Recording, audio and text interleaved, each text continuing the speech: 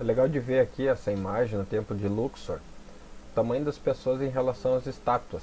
Né? Então isso impressionava muito no mundo antigo as pessoas que visitavam o Egito, ainda mais quando o Egito era próspero, no tempo que todo esse ambiente era funcional.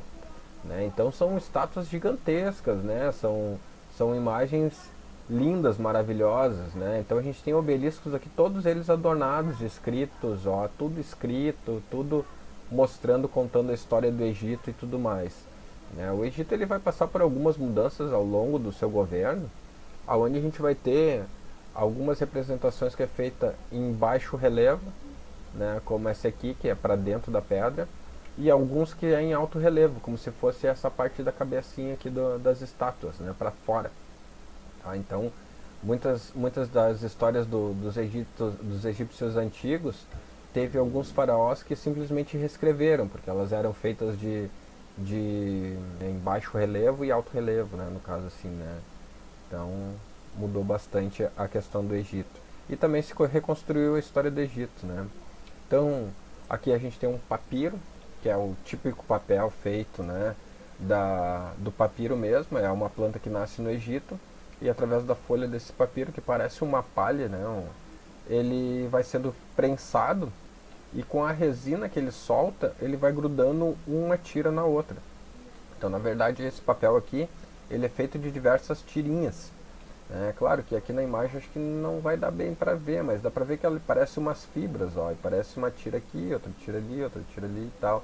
E aí elas são prensadas e acabam se fundindo, como uma palha de milho, porém não é uma palha de milho, certo? E eles usavam como tinta desde de plantas, formigas esmagadas, né?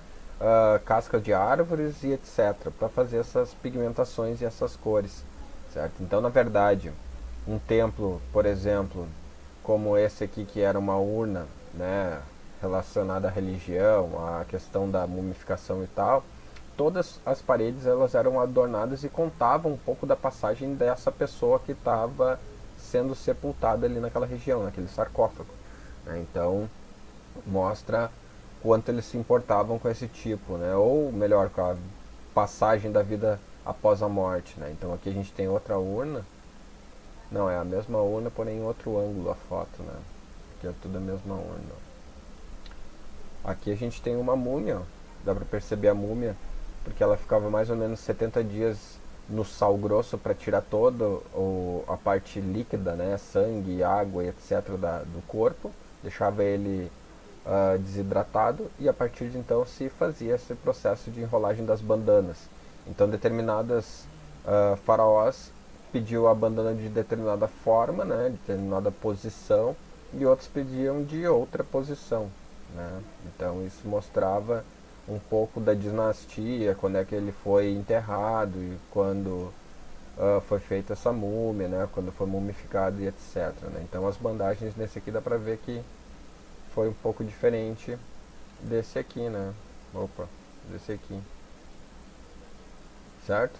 Então era só um resuminho sobre o Egito. Espero ter clareado um pouco, né, a respeito do Egito. O Egito ele não é só pirâmide hoje, né? Ele é bem desenvolvido. Aqui tem uma foto do Cairo, né? Visto que o Egito ele é bem turístico, ó, então ele é um país, né?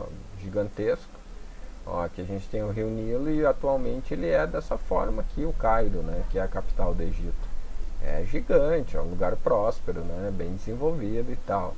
Inclusive, anos atrás houve a Primavera Árabe, que era justamente o que essa mudança de governo desse Egito atual, né? Então a gente tinha meio que uma ditadura lá e o pessoal queria ter uma liberdade de escolha, representatividade e tal. Então se uniram e colocaram o governo em xeque. Mas isso atualmente, né? Ó, percebam, o cara é bem desenvolvido. Então o Egito que a gente tem lá da antiguidade ficou na antiguidade. Hoje ele é moderno, tá certo?